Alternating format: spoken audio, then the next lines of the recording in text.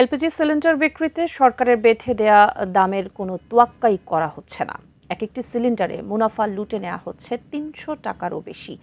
এজন্য কোম্পানিগুলোকে দায়ী করছেন ডিলার ও খুচরা ক্রেতারা। আবুল কালাম আজাদের রিপোর্ট। ভোক্তাদের কাছে 12 কেজির প্রতিটি সিলিন্ডার বিক্রয়ে ১,৭৮৮ টাকা বেঁধে দেয় Bangladesh energy regulatory commission BERC. বৃহস্পতিবার সন্ধ্যা ৬টা থেকে নতুন এই দাম কার্যকরের ঘোষণা আগেই দিয়েছিলেন তারা। আদৌ কি তা বাস্তবায়ন হচ্ছে? একদিন পর রাজধানীর কারওয়ান বাজারের জনতা ট্রেডার্সে এটিএন নিউজ। দেখা যায় দামের কোনো বালাই নেই সেখানে। সরকার ঘোষণা দেওয়ার পরও গাজীপুরের বিএম ডিপো থেকে বাড়তি দামে 12 কেজির এলপিজি সিলিন্ডার কিনতে হয়েছে বলে দাবি তাদের। ১৭৪৫ টাকা হচ্ছে কোম্পানির রেট।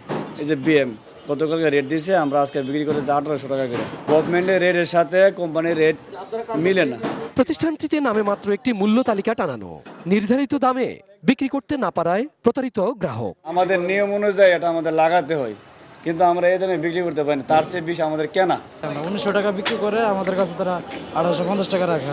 ১-১৫০ টাকা বেশি নিতে আছে গ্যাসের দোকানের মাল লিখে দেয়। রামপুরার বউবাজারের একাধিক প্রতিষ্ঠান ঘুরে দেখা যায় সেখানকার অবস্থা আরও ভয়াবহ। কোম্পানিগুলোর পরিবেশকের কাছ থেকেই তাদের নাকি এক একটি সিলিন্ডার ২০০ টাকারও বেশি দামে কিনতে হচ্ছে। কোনো রসিদও দেয়া হয় না তাদের। এ নিয়ে ক্ষুব্ধ সাব ডিলাররা। ১৯৫০ টাকা আপনাদের পাইকারি ডিলার থেকে কিনতে হয়, যারা ডিস্ট্রিবিউটার, বড় ডিস্ট্রিবিউটার। আমরা তো সাব ডিলার, ছোট।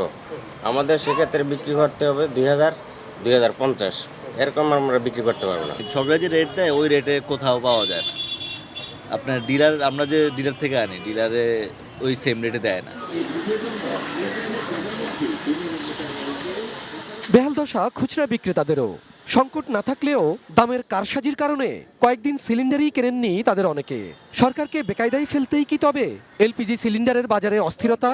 এমন প্রশ্ন যখন স্বাভাবিক, তখন আসল জায়গায় অভিযান চালানোর দাবি গ্রাহকের। আমার মতন একটা শ্রমজীবী মানুষ বা রিক্সা চালায় কিভাবে ২২০০ টাকাতে সিলিন্ডার কিনবো না ২০০০ টাকাতে সিলিন্ডার কিনবো? কোম্পানির সাথে কথা বলে, সরকার কথা বলতে পারে যে কোম্পানির সাথে, কোম্পানি কেন এটা সরকারি নির্ধারণ করছে, এদের সাব রিডিলার পর্যায়ে রেট দিয়ে দিছে, ডিস্ট্রিবিউটার কত বিক্রি করবে সেই রেটটাও দিয়ে দিছে, তারপরও তারা কেন বেশি নিচ্ছে?